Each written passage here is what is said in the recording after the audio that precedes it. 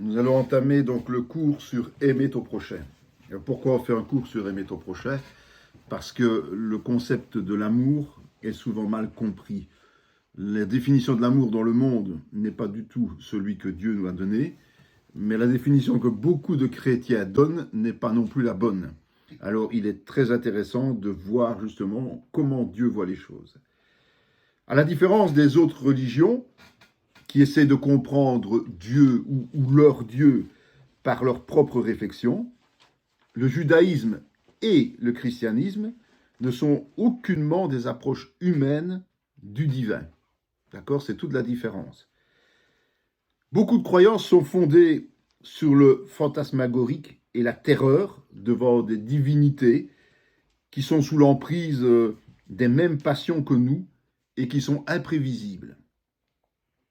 Le judaïsme, et à sa suite le christianisme, nous montrent que Dieu vient vers l'homme. Ça, c'est important. Qu'il s'approche de lui, qu'il lui parle, qu'il se révèle. Mais ce qui attire tout de suite le regard, c'est ce Dieu unique, éternel, puissant, infini. C'est ce Dieu qui aime l'homme.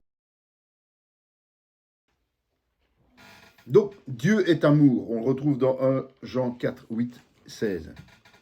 Dès les premières pages de la Bible, Dieu se révèle dans ses rapports avec l'homme et la femme, comme un Dieu qui aime sa créature. Il ne veut pas que l'homme soit un animal comme les autres. Dieu créa l'homme à son image, il le créa à l'image de Dieu, il créa l'homme et la femme, Genèse 1, 27. Donc il nous a créés à son image, avec une dimension spirituelle et une dimension d'éternité. Il formule pour nous le projet de gérer toute cette création, asseyant ainsi son autorité par délégation à l'homme. Mais l'Éternel Dieu appela l'homme et il lui dit « Où es-tu » Genèse 3, 9. Dieu dialogue avec l'homme. C'est une relation de proximité. Et même si le comportement de l'homme envers lui est décevant, il réagit par amour de manière positive et bienveillante. C'est vrai vis-à-vis d'Adam et Ève, c'est vrai vis-à-vis de Caïn, et c'est vrai vis-à-vis de tous les autres. C'est flagrant. Il est le Tout-Puissant, l'unique, l'absolu, mais tout son comportement envers la créature que nous sommes est empreint d'amour. On voit ensuite que Dieu noue des relations avec certains individus. Ce sont des relations particulières, comme il en a eu avec Adam et Ève, avec Abraham, avec les patriarches, avec Moïse et bien d'autres. Mais avant toute chose, il veut se choisir un peuple. Car tu es un peuple saint pour l'Éternel ton Dieu. L'Éternel ton Dieu t'a choisi pour que tu fusses un peuple qui lui appartint entre tous les peuples qui sont sur la face de la terre. Ce n'est point parce que vous surpassez en nombre tous les peuples que l'Éternel s'est attaché à vous et qu'il vous a choisi, car vous êtes le moindre de tous les peuples. Dieu est souverain et dans sa souveraineté arbitraire, il décide un jour de choisir Israël pour être sa nation sur terre. C'est-à-dire une vitrine du royaume céleste devant les hommes, dans leurs relations internes et externes. Et Dieu ne change pas, on le sait, mais il se révèle pas à pas pour arriver à la nouvelle alliance dans laquelle la relation personnelle avec Dieu apparaîtra comme la plus importante. Si elle se situe toujours au niveau d'un peuple, c'est au niveau évidemment de l'Église que ça se passe. L'amour du prochain dans le judaïsme et le christianisme. C'est une place qui est unique dans le monde religieux. Si on prend par exemple le bouddhiste doit s'émanciper de la condition humaine par une conduite éthique rigoureuse, qui est très proche des critères de la Bible. Il doit éviter ce qui est négatif dans les actes, les paroles et les pensées. Il doit proscrire le mensonge et la médisance. Il doit s'interdire des discussions vaines. Il doit décider de ne plus nuire à autrui et il doit rechercher la paix et l'harmonie. Tout ça, on le retrouve au niveau de la parole de Dieu. En revanche, c'est au niveau de la motivation qu'il y a une différence. La motivation du bouddhiste, dans ses rapports avec ses semblables, n'a rien à voir avec celle que Dieu nous propose. Le bouddhiste agit parce que, égoïstement, il pense à son propre processus d'incarnation, dans lequel il désire franchir une étape vers le haut plutôt que de retomber.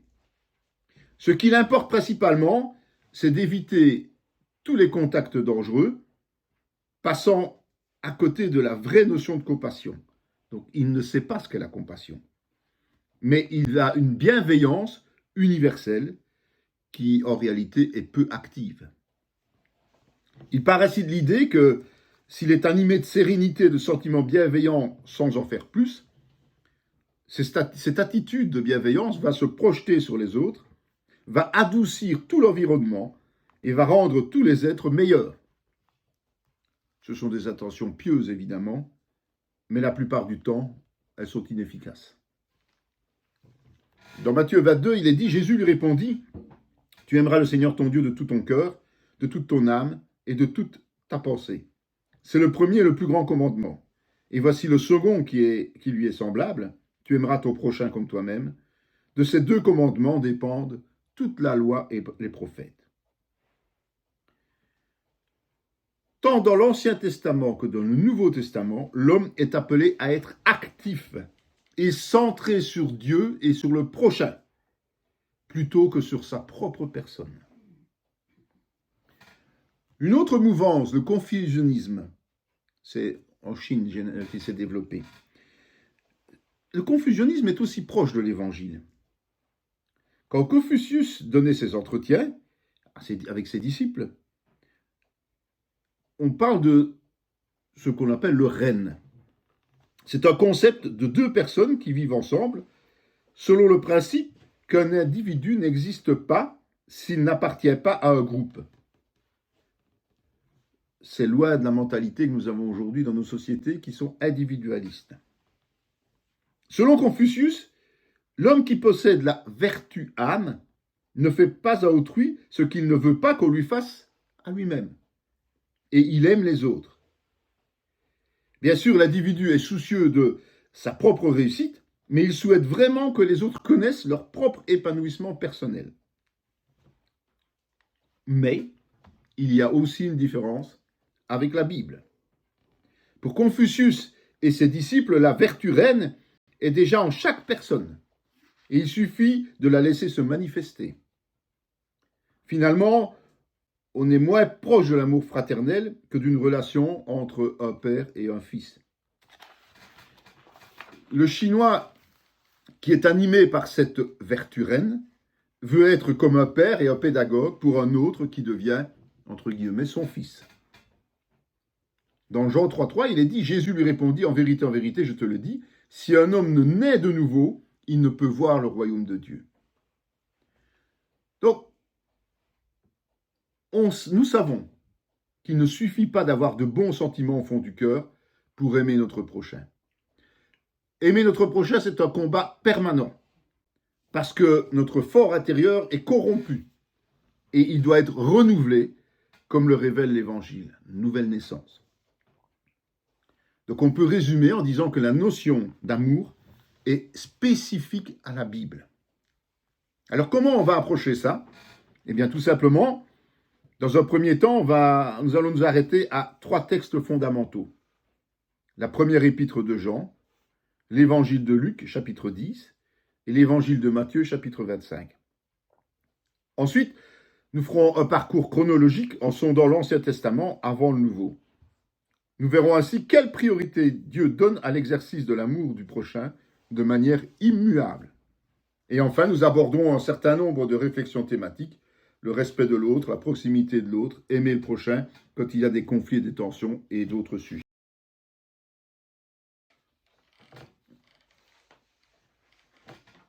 le premier texte fondamental est la première épître de Jean, et particulièrement 1 Jean 2, 7, 11, 3, 11, 24, 4, 7, 21, 5, 1, 3 et 16. L'amour fraternel du prochain, pardon. 1 Jean 4, 7, 8 nous dit « Bien-aimés, aimons-nous les uns les autres, car l'amour est de Dieu, et quiconque aime est né de Dieu et connaît Dieu. Celui qui n'aime pas n'a pas connu Dieu, car Dieu est amour. » L'amour fraternel et l'amour du prochain sont des révélateurs incontournables de ce que nous sommes ou pas des enfants de Dieu. Ça, c'est important quand même à le comprendre. Le fait d'aimer va révéler notre nouvelle naissance effective. Si nous n'aimons pas notre prochain, nous ne sommes pas nés de nouveau. C'est quand même très clair. C'est la nouvelle naissance qui va nous permettre d'aimer. C'est incontournable, il n'y a pas d'autre solution.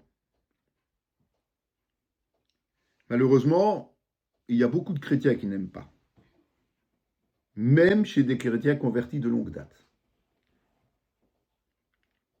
Il faut savoir que le vieil homme a souvent tendance à remonter à la surface.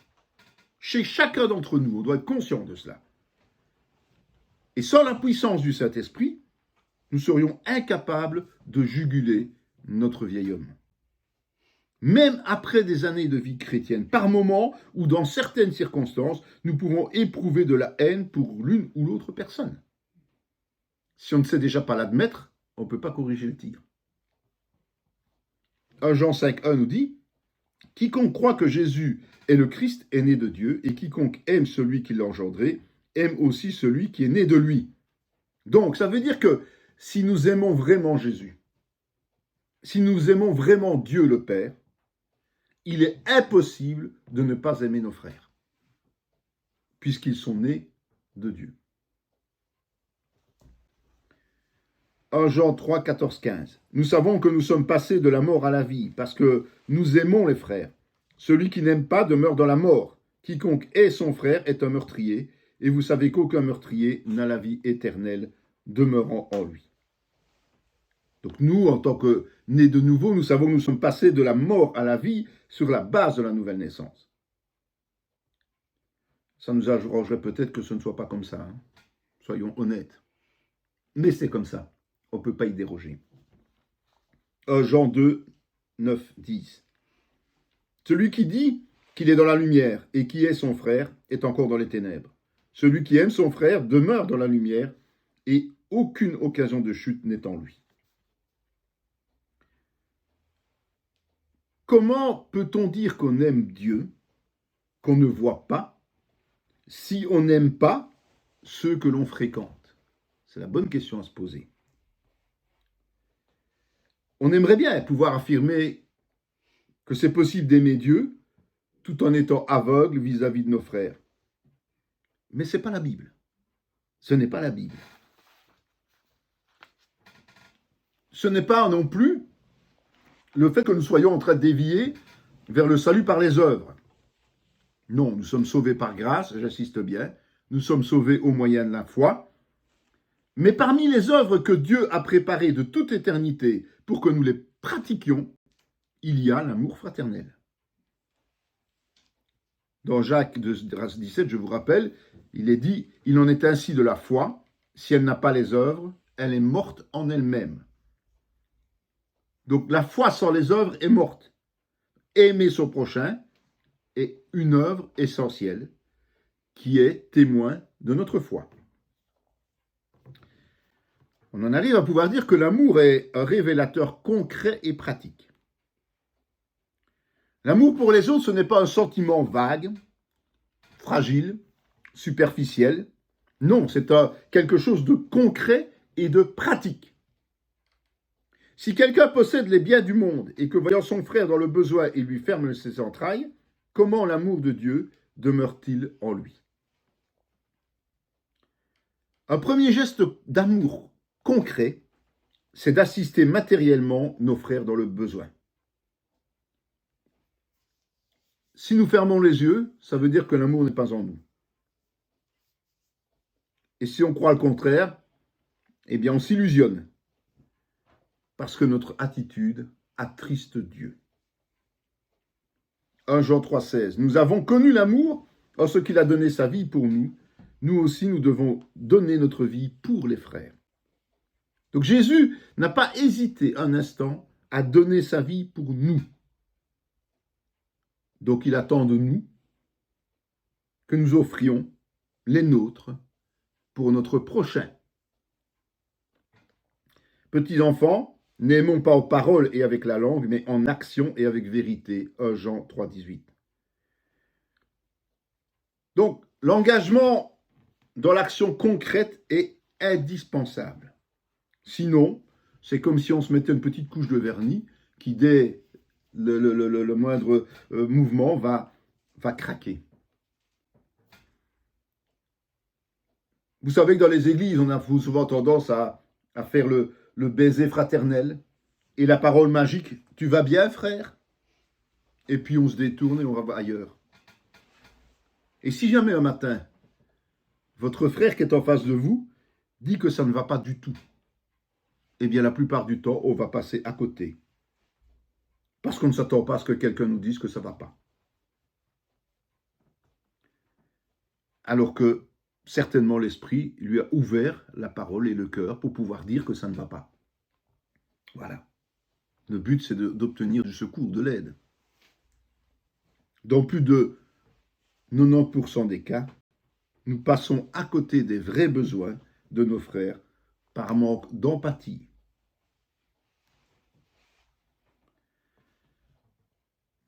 N'oublions pas non plus tout ce qui reste fixé dans les mémoires, dans nos mémoires, même après de très nombreuses années, alors qu'on est censé avoir fait des réconciliations, des blessures, des frustrations, tout ce que l'on veut.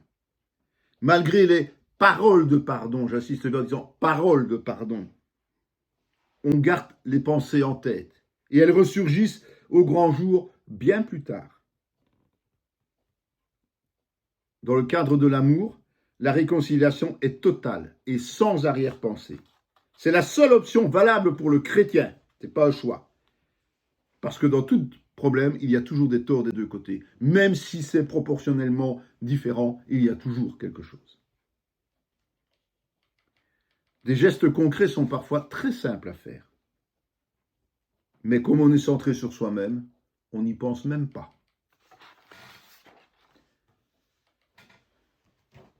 L'amour fraternel est aussi le reflet de celui que Dieu a eu et a envers nous et les autres.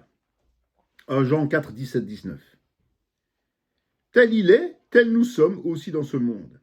C'est en cela que l'amour est parfait en nous, afin que nous ayons de l'assurance au jour du jugement. La crainte n'est pas dans l'amour, mais l'amour parfait bannit la crainte, car la crainte suppose un châtiment, et celui qui craint n'est pas parfait dans l'amour. Pour nous, nous l'aimons parce qu'il nous a aimés le premier. Le salut est acquis une fois pour toutes. Il faut en être convaincu, évidemment. Et donc nous n'avons plus aucune raison d'avoir peur d'un quelconque châtiment qui mettrait un frein, à ce moment-là, à notre liberté d'aimer. C'est Dieu qui nous a aimés le premier. Et donc je ne sais jamais qu'un amour en retour. Ça demande moins d'efforts que d'aimer en premier. N'oublions pas. 1 Jean 4, 11. Bien-aimés, si Dieu nous a ainsi aimés, nous devons aussi nous aimer les uns les autres. Nous avons tous des limites, nous avons tous des imperfections, nous avons tous des insuffisances, nous avons tous des faiblesses. Mais avec la capacité du Saint-Esprit, nous pouvons aimer nos frères. Et nous devons aimer nos frères. Et nous avons connu l'amour que Dieu a pour nous, et nous y avons cru. Dieu est amour, et celui qui demeure dans l'amour demeure en Dieu, et Dieu demeure en lui. 1 Jean 4, 16. Il faut croire en l'amour de Dieu. C'est important, parce que Dieu est amour, c'est son essence même. Et puis, quand on y croit, il faut y demeurer. Parce que demeurer dans l'amour de Dieu, c'est avoir Dieu lui-même en nous. N'oubliez pas que nous sommes le temple du Saint-Esprit. Et donc nous sommes le temple de l'amour de Dieu aussi. 1 Jean 4,12 nous dit « Personne n'a jamais vu Dieu. Si nous nous aimons les uns les autres, Dieu demeure en nous et son amour est parfait en nous. » Qu'est-ce qui pourrait empêcher l'amour de Dieu d'être parfait? Rien, en un certain sens. Mais s'il demeure en nous, alors il va prendre une autre dimension. Nous avons besoin de baigner dans cet amour. Pas seulement une fois de temps en temps, en permanence, chaque jour, chaque minute de notre vie. Je suis le vrai cep et mon père est le vigneron. Demeurez en moi et je demeurerai en vous. Comme le sarment ne peut de lui-même porter du fruit s'il ne demeure attaché au cep, ainsi vous ne le pouvez non plus si vous ne demeurez en moi. Jean 15, 1 et 4. Un sarment s'est greffé sur le cep, sur le tronc. Ce cep qui va alimenter continuellement le sarment. Donc, rien ne dépend du sarment. Tout dépend du cep. Si nous ne restons pas attachés à Christ, nous ne pouvons pas aimer. Mais si nous restons attachés à Christ, nous connaîtrons une vie de grande bénédiction et dans l'intimité avec Dieu. C'est ça qu'il faut comprendre. Mais le fruit de l'esprit, c'est l'amour, la joie, la paix, la patience, la bonté, la bénignité, la fidélité, la douceur, la tempérance. Galates 5, 22. Le premier fruit de l'esprit qui est cité est l'amour. Ça démontre bien que Dieu est prêt à agir particulièrement sur ce point-là. Et que ce sont nos propres forces qui empêcheront cet amour de se développer, parce que nos propres forces ne peuvent pas développer cet amour. Par contre, si nous laissons vraiment Dieu le développer, alors nous produirons le fruit de l'amour. Quoi que ce soit que nous demandions, nous le recevons de lui, parce que nous gardons ses commandements et que nous faisons ce qui lui est agréable. Et c'est ici son commandement, que nous croyons au nom de son Fils Jésus-Christ et que nous aimions les uns les autres, selon le commandement qu'il nous a donné. 1 Jean 3, 22, 23. C'est un point quand même important aussi, parce qu'on va comprendre que pourquoi les prières ne sont pas exaucées. Parce que l'exaucement des prières va dépendre largement de notre volonté d'aimer les autres. Même si tout est par grâce, même si rien n'est mérité de notre part. L'exaucement de la prière, j'insiste bien, va être basé sur le fait que nous soyons capables d'aimer les autres. Donc obéissons en nous aimant les uns les autres, et nous verrons que Dieu exaucera beaucoup plus et beaucoup plus souvent.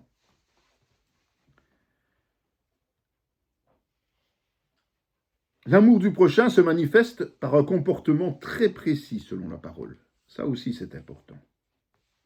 Si nous disons que nous n'avons pas péché, nous le faisons menteur et sa parole n'est point en nous. 1 Jean 1, 10. Donc Dieu ne nous demande pas d'être parfaits, j'insiste toujours avec ça, mais c'est important. Mais il nous demande de tendre vers cette perfection, en respectant certaines conditions. Mais si nous marchons dans la lumière, comme il est lui-même dans la lumière, nous sommes mutuellement en communion, et le sang de Jésus, son Fils, nous purifie de tout péché. 1 Jean 1, 7. Donc c'est seulement si nous marchons dans la lumière que nous allons satisfaire les exigences de Dieu à notre égard. Marcher dans la lumière, ça demande un effort quotidien, régulier, soutenu. 1 Jean 5, 2, 3. Nous connaissons que nous aimons les enfants de Dieu lorsque nous aimons Dieu et que nous pratiquons ses commandements. Car l'amour de Dieu consiste à garder ses commandements et ses commandements ne sont pas pénibles. Garder ses commandements. L'amour, ce ne sont pas des grands élans sentimentaux, des signes d'amitié extraordinaires. C'est agréable, ça peut être utile si on veut, mais c'est d'abord l'obéissance aux commandements de Dieu. C'est à ça que nous sommes appelés. Et c'est ça, aimer Dieu. C'est très facile de se laisser piéger par le sentiment charnel, mais inutile au niveau spirituel. Si quelqu'un voit son frère commettre un péché qui ne mène pas à la mort, qu'il prie et Dieu donnera la vie à ce frère. Il la donnera à ceux qui commettent un péché qui ne mène pas à la mort. Il y a un péché qui mène à la mort. Ce n'est pas pour ce péché-là que je dis de prier. 1 Jean 5, 16. Donc, quand nous voyons un frère qui commet un péché qui ne mène pas à la mort, la première chose que nous devons faire, c'est prier pour lui, pour que Dieu le ramène dans les voies. Mais nous ne pouvons pas nous taire si quelque chose ne va pas dans le comportement de notre frère. Outre la prière, on va lui parler. C'est important. Car ce qui vous a été annoncé et ce que vous avez entendu dès le commencement, c'est que nous devons nous aimer les uns les autres. On rappelle. C'est un ordre de Dieu, c'est un commandement de Dieu. Nous devons nous aimer les uns les autres. Et aimer, c'est être sacrifice pour les autres au lieu de regarder à soi-même. C'est très important quand même de comprendre ça. Je vous donne un commandement nouveau. Aimez-vous les uns les autres, comme je vous ai aimé, vous aussi aimez-vous les uns les autres. À ceux-ci, tous connaîtront que vous êtes mes disciples, si vous avez de l'amour les uns pour les autres. Jean 13, 34, 35. En fait, ce commandement nouveau, ce n'est jamais qu'une réminiscence d'un ancien. Et c'est notre témoignage de notre appartenance à Jésus-Christ. Nous pouvons bien demander souvent pardon à Dieu de ne pas suffisamment appliquer cela. C'est ici mon commandement. Aimez-vous les uns les autres, comme je vous ai aimé. Il n'y a pas de plus grand amour que de donner sa vie pour ses amis. Vous êtes mes amis si vous faites ce que je vous commande. Je ne vous appelle plus serviteur parce que le serviteur ne sait pas ce que fait son maître. Mais je vous ai appelé ami parce que je vous ai fait connaître tout ce que j'ai appris de mon Père. Ce n'est pas vous qui m'avez choisi, mais moi je vous ai choisi et je vous ai établi, afin que vous alliez et que vous portiez du fruit et que votre fruit demeure, afin que ce que vous demanderez au Père en mon nom, il vous le donne. Ce que je vous commande, c'est de vous aimer les uns les autres. Jean 15, 12, 17. Finalement, celui qui obéit au commandement d'amour fraternel n'est plus serviteur, mais est ami de Jésus. Voilà pour 1 Jean. Maintenant, nous allons prendre l'évangile de Luc, l'histoire du bon samaritain en fait. Luc 10, 25, 37. Un docteur de la loi se leva et dit à Jésus pour l'éprouver, « Maître, que dois-je faire pour hériter la vie éternelle ?» Jésus lui dit, « Qu'est-il écrit dans la loi? Qui lis-tu » Il dit, « Tu aimeras le Seigneur ton Dieu de tout ton cœur, de toute ton âme, de toute ta force et de toute ta pensée, et ton prochain comme toi-même. » « Tu as bien répondu, lui dit Jésus. Fais cela et tu vivras. » Mais lui, voulant se justifier, dit à Jésus, « Et qui est mon prochain ?» Jésus reprit la parole et dit, « Un homme descendait de Jérusalem à Jéricho. Il tomba au milieu des brigands, qui le dépouillèrent, le chargèrent de coups et s'en allèrent, le laissant à demi-mort. Un sacrificateur qui par hasard descendait par le même chemin, ayant vu cet homme, passa outre. Un lévite qui arriva aussi dans ce lieu, l'ayant vu, passa outre. Mais un samaritain qui voyageait étant venu là, fut ému de compassion lorsqu'il le vit. Il s'approcha et banda ses plaies, en y versant de l'huile et du vin. Puis il le mit sur sa propre monture, le conduisit à une hôtellerie et prit soin de lui.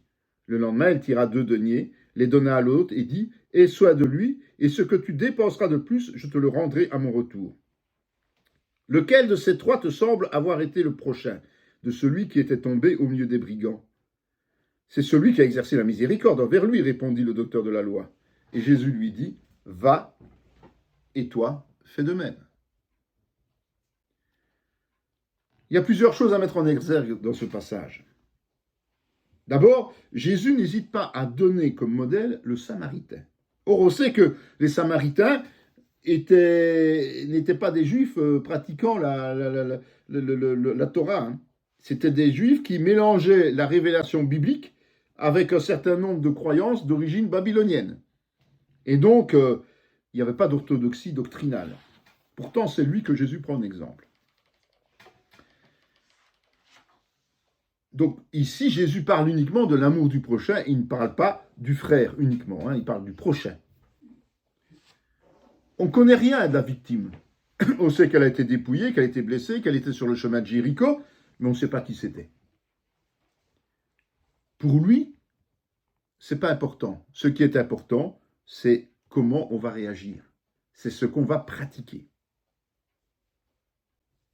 Et ce passage n'est pas isolé dans la parole. Notamment, on trouve dans Ésaïe 1, 10, 20, ce passage qui dit « Écoutez la parole de l'Éternel, chef de Sodome. Prête l'oreille à la loi de notre Dieu, peuple de Gomorrhe. Qu'ai-je à faire de la multitude de vos sacrifices, dit l'Éternel. Je suis rassasié des holocaustes de béliers et de la graisse des veaux. Je ne prends point plaisir au sang des taureaux, des brebis et des boucs. Quand vous venez, vous présentez devant moi, qui vous demande de souiller mes parvis? Cessez d'apporter de vaines offrandes. J'ai en horreur l'encens, les nouvelles lunes, les sabbats et les assemblées. Je ne puis voir le crime s'associer aux solennités. Mon âme et vos nouvelles lunes est faite. Elles me sont à charge. Je suis là de les supporter. Quand vous étendez vos mains, je détourne de vous mes yeux. Quand vous multipliez les prières, je n'écoute pas. Vos mains sont pleines de sang. Lavez-les, purifiez-vous, ôtez de devant mes yeux la méchanceté de vos actions. Cessez de faire le mal. Apprenez à faire le bien, recherchez la justice, protégez l'opprimé, faites droit à l'orphelin, défendez la veuve. Venez et plaidons, dit l'Éternel. Si vos péchés sont comme le cramoisi, ils deviendront blancs comme la neige. Ils sont rouges comme le pourpre, ils deviendront comme la laine. Si vous avez de la bonne volonté et si vous êtes docile, vous mangerez les meilleures productions du pays. Mais si vous résistez et si vous êtes rebelles, vous serez dévorés par le glaive, car la bouche de l'Éternel a parlé. C'est étonnant que Dieu parle ainsi, parce que c'est quand même lui qui a établi les cérémonies, qui a établi les rituels, ce ne sont pas les hommes. Pourtant, même si ces gens respectaient ces cérémonies, ça a fini par déplaire à Dieu. Pourquoi? Parce qu'il manquait de compassion vis-à-vis de ceux qui sont dans le besoin. Dans Ésaïe 58 aussi, on en parle.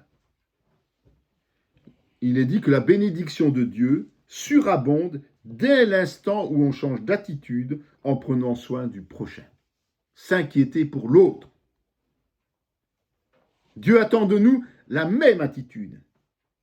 Plutôt que des réunions bien organisées, des louanges qui frôlent la perfection, c'est pas ça que Dieu veut. Dieu veut d'abord que l'on s'inquiète de l'autre. C'est important. Donc Jésus va renverser totalement la perspective. Lequel de ces trois te semble avoir été le prochain de celui qui était tombé au milieu des brigands? C'est vraiment la question. Le docteur de la loi a essayé de minimiser la portée du commandement d'aimer son prochain, en faisant croire qu'il ne savait pas trop qui était ce prochain, finalement. Souvent, c'est ce qu'on fait aussi, on minimise. Est-ce que c'est quelqu'un de bien? Est-ce que c'est quelqu'un de pas bien? On ne sait pas. On sait que la réputation des gens de Jéricho n'était pas très bonne. Mais bon, voilà. Mais Jésus, lui, va préciser que le prochain est celui qui est proche de nous et en difficulté. Prochain, proche de nous et en difficulté. Quel qu'il soit. Ce n'est pas juste un sentiment, puisque le Samaritain va le prendre en charge. Il va le confier à l'hôtelier, et il va payer cet hôtelier. C'est du concret, prendre en charge, aider son prochain, c'est du concret.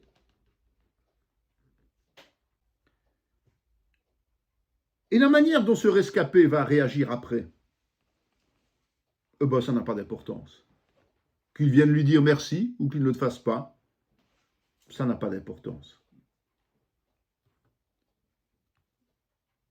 Ce qui est important, c'est que le Samaritain a vu celui qui était proche de lui dans le besoin, et il a fait ce que Dieu nous demande, à nous aussi, dans ces circonstances.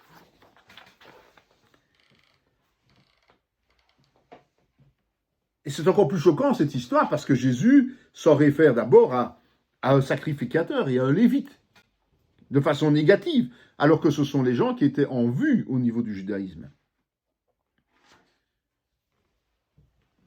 c'est la raison pour laquelle beaucoup de juifs disent que les évangiles sont antisémites.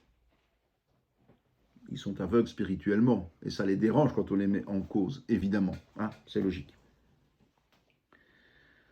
Je vous ai écrit dans ma lettre de ne pas avoir des relations avec les impudiques, non pas d'une manière absolue avec les impudiques de ce monde, mais avec les cupides et les ravisseurs ou avec les idolâtres.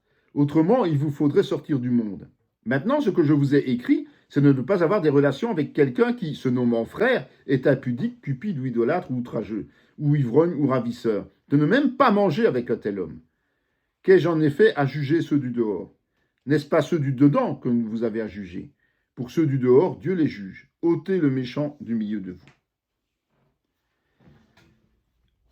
Donc on a vu qu'aimer son prochain, c'est se laisser interpeller par sa présence sur notre route et nous rendre accessibles si nécessaire. Le blessé ne pouvait rien faire, mais seulement interpellé par sa présence. Il était là, il gisait sur le sol. Il faut non seulement le relever, mais tout mettre en place pour lui venir en aide à bon escient. Quitte à passer le relais comme le Samaritain l'a fait. Donc il faut tenir compte d'une complémentarité dans le corps de Christ, au niveau des relations vis-à-vis du prochain. Car bien que je sois libre à l'égard de tous, je me suis rendu le serviteur de tous afin de gagner le plus grand nombre. Avec les Juifs, j'étais comme Juif, afin de gagner les Juifs. Avec ceux qui sont sous la loi comme sous la loi, quoique je ne sois pas moi-même sous la loi, afin de gagner ceux qui sont sous la loi. Avec ceux qui sont sans loi comme sans loi, quoique je ne sois point sans la loi de Dieu, étant sous la loi de Christ. Afin de gagner ceux qui sont sans loi. J'ai été faible avec les faibles, afin de gagner les faibles. Je me suis fait tout à tous, afin d'en sauver de toute manière quelques-uns. Je fais tout à cause de l'Évangile, afin d'y avoir part. 1 Corinthiens 9, 19 à 3.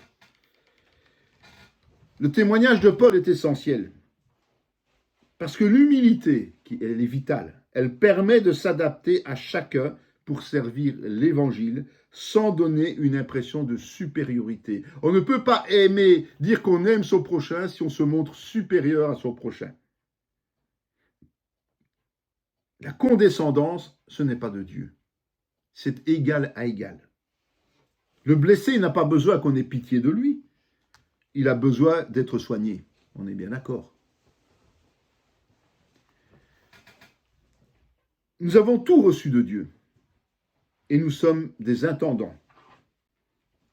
Les dons spirituels sont là pour servir les autres, je le rappelle.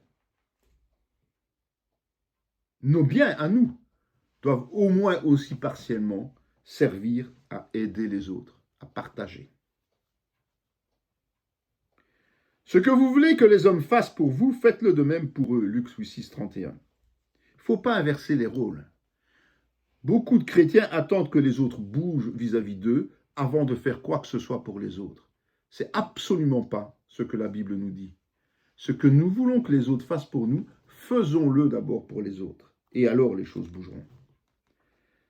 Par amour fraternel, soyez pleins d'affection les uns pour les autres. Par honneur, usez de prévenance réciproque. User de prévenance réciproque, c'est pas se saluer, c'est pas se dire bonjour, c'est pas te dire « Oh, t'es beau, oh, t'as bien fait ça », ça n'a rien à voir. C'est aller au-devant des besoins de l'autre. Si nous percevons un besoin chez l'autre, pour ça, il faut observer, il faut écouter, il faut être attentif à l'autre, hein, il faut être ouvert à l'autre, il ne faut pas rester dans sa bulle, parce que sinon ça ne sert à rien. Nous pourrons alors contribuer à y répondre. Pas seulement par la prière, parce que ça c'est trop facile. « Oh ben j'ai prié pour toi, tu sais. Ben oui, mais le sandwich n'est pas tombé, mais j'ai prié pour toi. » Voilà. Non, il faut passer par l'action. La prière et l'action. Pas la prière ou l'action. La prière et l'action. Comme le Samaritain. Si donc je vous ai lavé les pieds, moi le Seigneur et le Maître, vous devez aussi vous laver les pieds les uns aux autres. Car je vous ai donné un exemple afin que vous fassiez tout ce que je vous ai fait. C'est un esprit de service, en fait, qu'il faut, les uns envers les autres. Il l'a prouvé, parce qu'à l'époque, laver les pieds, c'était vraiment le travail d'un serviteur du plus bas de gamme, d'un esclave. Et lui l'a fait pour ses disciples. Alors, ouais, il ne faut pas faire comme dans certaines religions, avant, à Pâques, laver les pieds de 3-4 personnes. C'est complètement ridicule. C'est pas ça qu'il a voulu enseigner. Il a voulu se mettre au service de l'autre. C'est de dire, se placer en dessous et faire le travail que l'autre devrait faire, logiquement. Mais on le fait à sa place. On est à son service. On anticipe. Alors, y a-t-il une différence entre l'amour fraternel et celui du prochain? Dans l'Ancien Testament, il y a 8 mots qui se traduisent par aimer en français. Et chacun a une tournure pratique bien plus conceptuelle ou sentimentale. Mais ce qui nous importe, c'est dans le Nouveau Testament. Il y a 4 mots. D'abord, Eros. Eros, c'est la passion charnelle. C'est quelque chose d'absolument égocentrique.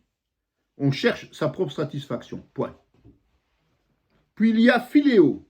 C'est plus une amitié, une affection. C'est un élan de cœur qui dépend aussi de la réaction de l'autre. Alors évidemment, à cause de ça, l'amitié déçue existe. Il y a parfois un sentiment de trahison, parce que si on donne à l'autre, on attend de retour. On a vu que pour le Samaritain, ce n'était pas comme ça. Hein? C'est l'agapé. L'agapé, c'est indépendant des circonstances, et ça passe au-dessus des circonstances. C'est d'abord une volonté d'obéir à l'aide du Saint-Esprit.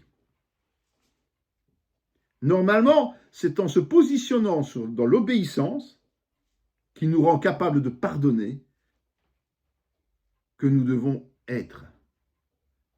Vraiment, l'agapé. Si vous gardez mes commandements, vous demeurez dans mon amour, et de même que j'ai gardé les commandements de mon Père et que je demeure dans son amour, je vous ai dit ces choses afin que ma joie soit en vous et que votre joie soit parfaite. Dieu veut que nous aimions, vraiment, que nous soyons sacrifices les uns pour les autres. En contrepartie, il va faire naître en nous un sentiment de bonheur, la joie de l'esprit, la fameuse joie de l'esprit. Quand nous agissons ainsi, nous sommes bien dans notre peau et nous sommes épanouis. Et puis le 4e mot, c'est Philadelphia. C'est justement celui qui va le plus dans le sens de amour fraternel. Alors on va faire encore quelques petites remarques pour aller plus loin. Dieu nous permet, et même il nous encourage, à agir avec ceux qui sont nés de nouveau. Ne vous mettez pas avec les infidèles sous un joug étranger, car quel rapport y a-t-il entre la justice et l'iniquité, ou qu'y a-t-il de commun entre la lumière et les ténèbres? Il nous met par contre en garde, justement, contre certaines associations. Donc ça veut dire que l'amour du prochain sera différent vis-à-vis d'un frère que vis-à-vis de quelqu'un qui est dans le monde. Mais c'est toujours l'amour du prochain. La prudence est aussi de mise avec les chrétiens. Je l'ai lu tout à l'heure, on ne va pas le reprendre, mais de ne pas avoir de relation justement avec ceux qui sont impudiques, qui sont cupides, idolâtres, outrageux. C'est ce passage qui insiste là-dessus. Ôtez le méchant du milieu de vous, 1 Corinthiens 5, 9, 13. Si nous voulons vraiment obéir à Dieu, nous devons être plus exigeants à l'égard du comportement de nos frères que vis-à-vis des gens du monde. Alors que le chrétien a souvent tendance à juger celui du monde, il n'a pas à le juger. Mais il doit juger le comportement de ses frères et sœurs et intervenir si nécessaire. Et aimer son frère, ça se fait avec ses tripes, si on peut dire, entre guillemets. Enfin, soyez tous animés des mêmes pensées et des mêmes sentiments, pleins d'amour fraternel, de compassion, d'humilité. En fait, ça demande l'implication de toute notre capacité sentimentale. L'amour de son prochain, au sens général, ça n'implique pas nécessairement l'obligation de pardon. Par contre, au niveau fraternel, oui. Il ne faut rien avoir de négatif envers le prochain. C'est notre frère, notre sœur. Si donc il y a quelque consolation en Christ, et s'il y a quelque soulagement dans la charité, et s'il y a quelque union d'esprit, et s'il y a quelque compassion et quelque miséricorde, rendez ma joie parfaite, ayant un même sentiment, un même amour, une même âme, une même pensée. Ne faites rien par esprit de parti ou par vaine gloire, mais que l'humilité vous fasse regarder les autres comme étant au-dessus de vous-même. Philippiens 2, 1, 3. On doit accepter que l'on a des divergences d'opinion, des divergences de point de vue. Mais l'objectif est d'avoir tout en commun, comme l'Église primitive. Si on n'a pas tout en commun, on ne peut pas exercer l'amour fraternel. Dans Ésaïe chapitre 58, versets 6 à 11, il est dit « Voici le jeûne auquel je prends plaisir. Détache les chaînes de la méchanceté, dénoue les liens de la servitude, renvoie libre les opprimés, et que l'on rompe toute espèce de joug. Partage ton pain avec celui qui a faim, et fais entrer dans ta maison les malheureux sans asile. Si tu vois un homme nu, couvre-le, et ne te détourne pas de ton semblable. Alors la lumière poindra comme l'aurore, et ta guérison germera promptement. Ta justice marchera devant toi, et la gloire de l'Éternel t'accompagnera. Alors tu appelleras, et l'Éternel répondra. Tu crieras, et il dira, me voici. Si tu éloignes du milieu de toi le joug, les gestes menaçants et les discours injurieux, si tu donnes ta propre subsistance à celui qui a faim, si tu rassasies l'âme indigente, ta lumière se lèvera sur l'obscurité, tes ténèbres seront comme le midi. L'Éternel sera toujours ton guide, il rassasiera ton âme dans les lieux arides, il redonnera de la vigueur à tes membres, tu seras comme un jardin arrosé, comme une source dont les eaux ne tarissent pas. Comme déjà signalé précédemment, même si nous ne sommes pas dans l'économie, dans l'économie de la grâce, pas du salut par les œuvres, Dieu promet toute une série de bénédictions si nous faisons preuve d'un comportement actif d'ouverture envers les démunis, les plus malheureux et les sans défense. Notre vie spirituelle est directement influencée par notre amour du prochain. Quel que soit le prochain, rappelons-le. Discerner pour notre vie, exaucer les prières, secouru par Dieu, une bonne santé, tout ça vient de notre manière d'aimer notre prochain. C'est tout simplement impressionnant.